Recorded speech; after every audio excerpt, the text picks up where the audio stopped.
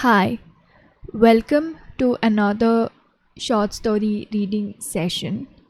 Today, we are going to read a short story called The Coral Tree by Ruskin Bond. Before we start, I would like to play some music.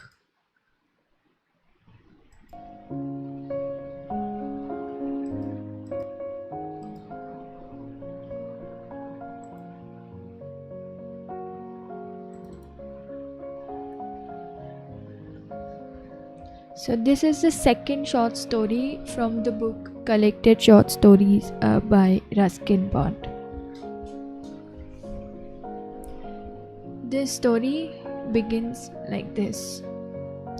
The night had been hot, the rain frequent, and I slept on the veranda instead of in the house.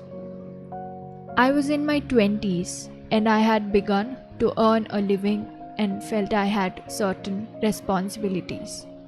In a short while, a tongo would take me to a railway station, and from there, a train would take me to Bombay, and then a ship would take me to England.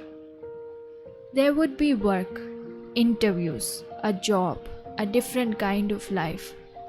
So many things that the small bungalow of my grandfather's would be remembered fitfully in rare moments of reflection.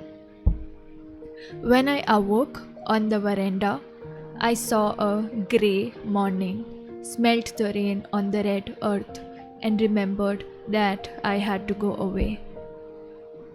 A girl was standing on the veranda porch, looking at me very seriously. When I saw her, I sat up in the bed with a start. She was a small, dark girl, her eyes big and black, her pigtails tied up in a bright red ribbon, and she was fresh and clean like the rain and the red earth. She stood looking at me, and she was very serious. "Hello," I said, smiling, trying to put her at ease. But the girl was businesslike. She acknowledged my greeting with a brief nod.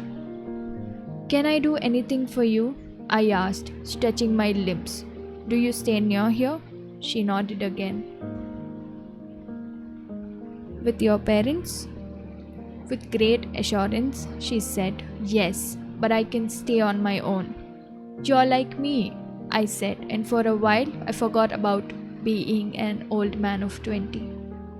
"I like to do things on my own. I'm going away today." "Oh," she said, a little breathlessly. "Would you care to go to England?" "I want to go everywhere," she said.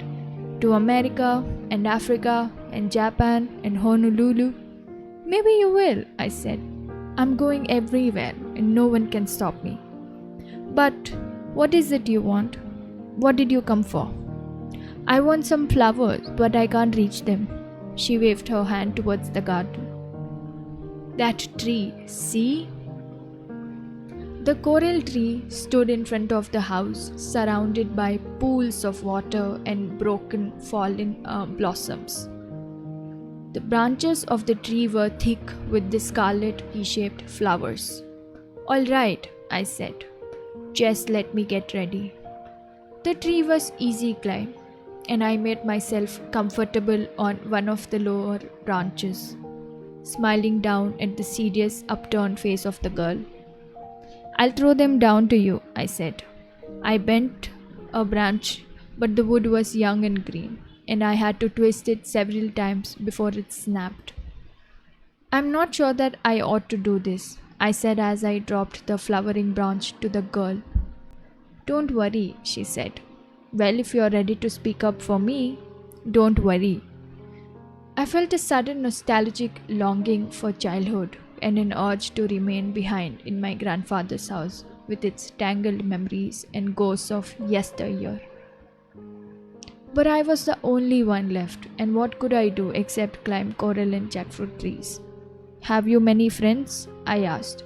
"Oh, yes." "Who is the best?" "The cook. He lets me stay in the kitchen, which is more interesting than the house. And I like to watch him cooking. And he gives me things to eat and tells me stories." And who is your second best friend? She inclined her head to one side and thought very hard. I'll make you the second best, she said. I sprinkled coral blossoms over her head. That's very kind of you. I'm happy to be your second best. A tonga bell sounded at the gate, and I looked out from the tree and said, It's come for me. I have to go now. I climbed down. Will you help me with my suitcases? I asked as we walked together towards the veranda. There is no one here to help me. I'm the last to go.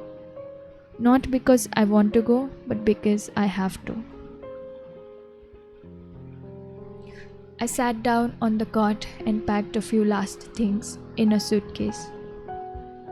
All the doors of the house were locked. On my way to the station, I would leave the keys with the caretaker. I had already given instructions to an agent to try and sell the house. There was nothing more to be done. We walked in silence to the waiting tonga, thinking and wondering about each other. Take me to the station, I said to the tonga driver. The girl stood at the side of the path, on the damp red earth, gazing at me.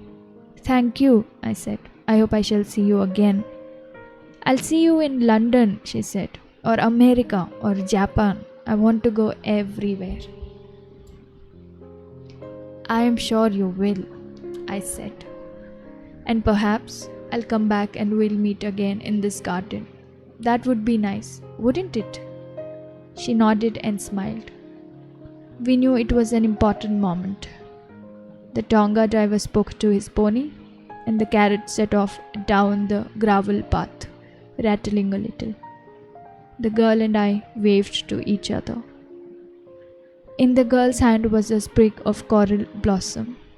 As she waved, the blossoms fell apart and danced lightly in the breeze. Goodbye, I called. Goodbye, called the girl.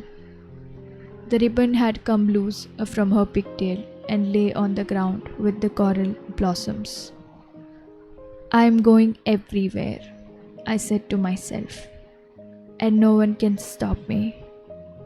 And she was fresh and clean like the rain and the red earth. Wow, that was a nice story. Yeah, it was very nice.